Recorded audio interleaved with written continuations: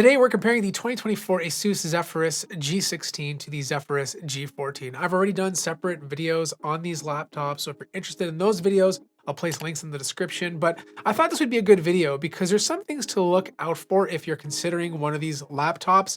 Depends on what you do, depends on your lifestyle. G14 might make more sense if you want something that's a little bit more lighter or more portable. But if you're looking at the price points of these laptops, if you want a 4080 or 4090, the G16 is the one you have to go for. They just don't offer it on the G14. But if you're looking at the 4070 model, it kind of gets confusing because the G14 and G16 are priced identically, like $1999 for a 4070. The big difference though comes down to RAM.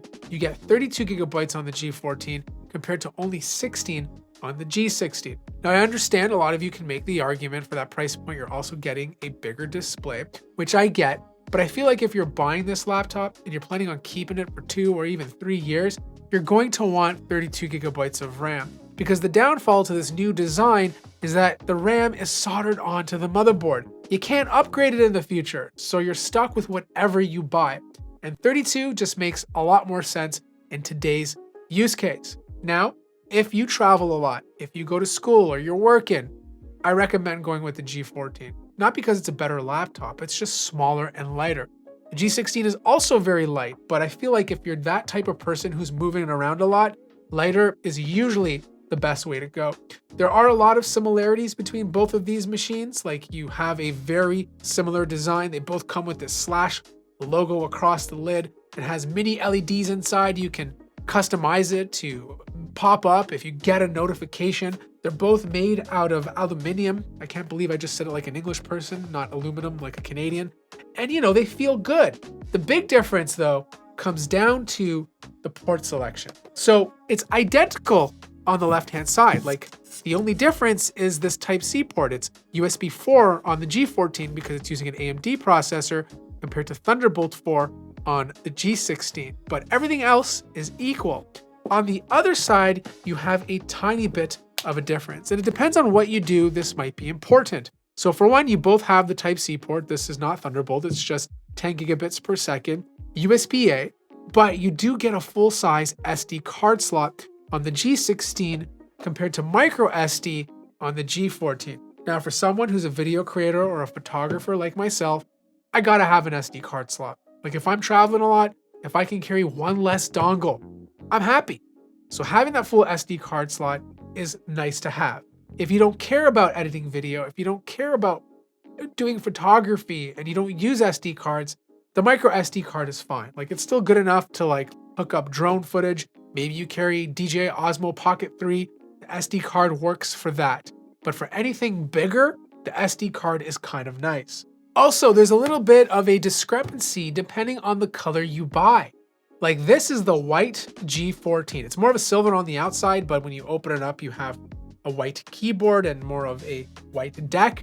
But if you buy the white version of the G16, you're automatically getting charged $200 more. If you buy the white version of the G14, it's actually slightly cheaper than the black version. Like for example, this G14 here with the 4070 is going for $19.99 at Best Buy. But if you look at the ASUS eShop, it's $21.99 for the Eclipse Gray version, which is really weird. Now, when it comes to the actual displays, they both have wobbly hinges, which is something, you know, I feel like ASUS could have tightened up. It's not a deal breaker. It's not as bad as the HP Omen 16 from a few years ago, but it is a little bit wobbly for this style of laptop. They could have tightened up those little hinges. The other thing to note is that the keyboard experience is a little bit different. You just get a lot more wrist room on the G16 for your hands to relax. The keys absolutely feel the same. Like they're both 1.7 millimeters of travel distance. So you have the same typing experience. Both don't have a fingerprint scanner, but they do have infrared and the sensors required to give you Windows Hello facial recognition. I think the other big advantage of the G16 is you just get a very big touchpad compared to the G14. And don't get me wrong, the touchpad on the G14 is big enough. Like I'm not complaining at all. I'm just letting you know the differences. But if you like stickers on your laptop, the G14 comes with an extra sticker. So if you're adding stickers to your sticker book, you're gonna get more with the G14. Now, the weird thing is both of these laptops do have 6 speakers. They sound incredible. Like, these are really great speakers. And, comparing them both, I'll let you guys decide, but I'm just really impressed how it sounds in a smaller 14-inch notebook.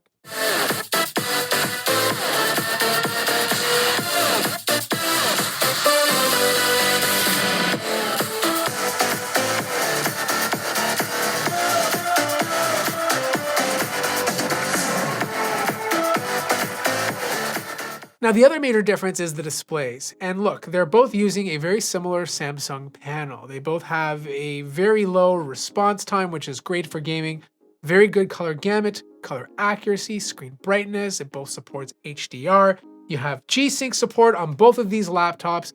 The difference comes down to 2 things. You're obviously getting a bigger display with the G16, but you're also getting a higher refresh rate, 240 Hertz compared to 120.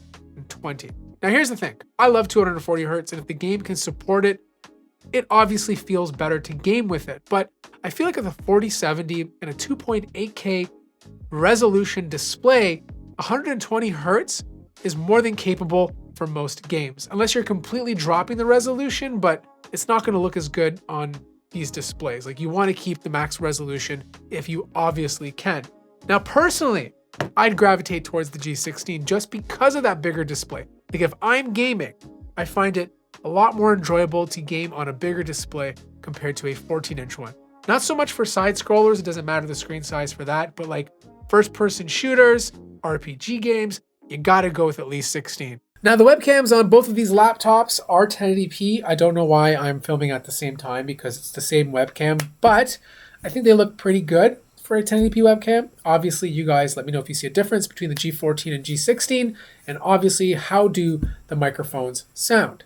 Now, performance is tough to talk about because this G16 is rocking the 4080, which runs at 115 watts. But if all things were equal, and this was rocking the 4070, it would run at 105 watts compared to only 90 in the G14. Now, the 4070 is a weird GPU because regardless of whether it's 90 or 130, the performance is kind of similar. It's just only over 100 watts. You get a tiny bit more performance compared to anything that's under 100 watts. So you might see a few frames more per second with the G16. Another difference is the CPU choice. We're talking about an AMD Ryzen 9 8945HS CPU compared to the Intel Core Ultra 9 185H. And the other little difference is the RAM speed. You only get 6400 megahertz RAM compared to 7467 megahertz RAM in the G16. So what does this all mean when it comes to the CPU? Well, single core clock speeds are pretty much identical. I'm not seeing a big difference there. Multi-core speeds are faster with the Core Ultra 9, but not by a lot. Like, it's not like a big difference where you're going to see a huge difference in most of the applications you're using. I find that when the workload is extremely intensive, the G14 actually performs better. Something like Photoshop, the G14 edged out the Core Ultra 9. But you take something like Mozilla Firefox, the G16 actually performed slightly better overall.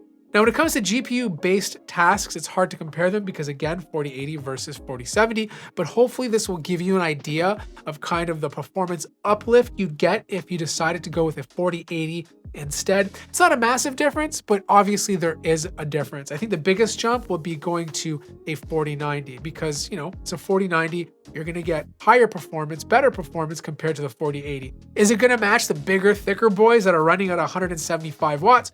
Obviously not. You're taking a hit because of the form factor, but if you want to squeeze everything you can out of this laptop, obviously the 4090 is going to be the one to go for. As for gaming, again, not a very fair comparison, but this will give you an idea of what moving up to a 4080 will be like. You're looking at anywhere from a 15 to 25 frame per second difference between the 4070 and 4080, regardless of whether you're gaming at 1920 by 1200 or at QHD+. As for fan noise, they're pretty similar between both laptops. I do find that the fans do kick on quicker with the G14 just because it's in a smaller chassis. The fans do kick on with the G16 as well, a little higher at silent level compared to most other laptops, but still not loud enough to really bother me in a quiet setting.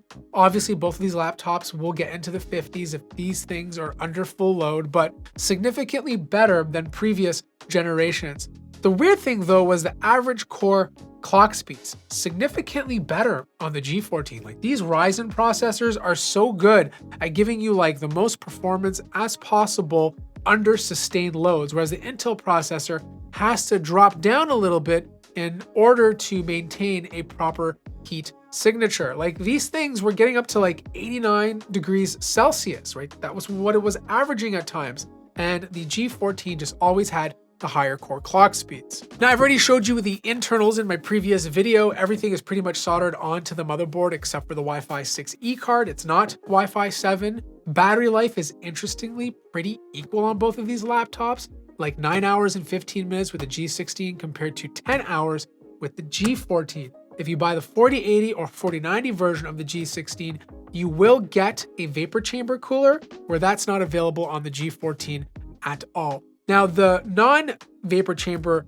versions of these laptops have a third fan, and some people are finding that third fan to make the experience a little bit louder, like when they're not doing much, just because there's another fan activated. So keep that in mind. So the big question, which laptop would I personally buy? Well, me personally, I would go for the G16. I would opt to pay for the 4080, get 32 gigabytes of RAM, and just utilize that bigger display.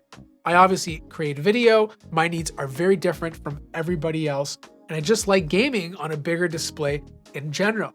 Now, if I was a student moving around a lot and traveling, or someone who's like constantly on the go, I'd personally go for the G14. Like it's such a good travel laptop that still gives you the capability to game and do anything that's a little bit more intensive. It's also a slightly better deal. You know, like I get it, you're getting the bigger screen and everything with the G16 for $19.99 if you buy the 4070, but just having 32 gigabytes of RAM, the max you can put in this laptop, kind of, you know, long-term future-proofs this laptop from having to worry about not having enough RAM. So anyways, if you have any more questions, let me know in the comment section down below. Like the video if you liked it, subscribe if you haven't already, and I'll see you guys in the next one.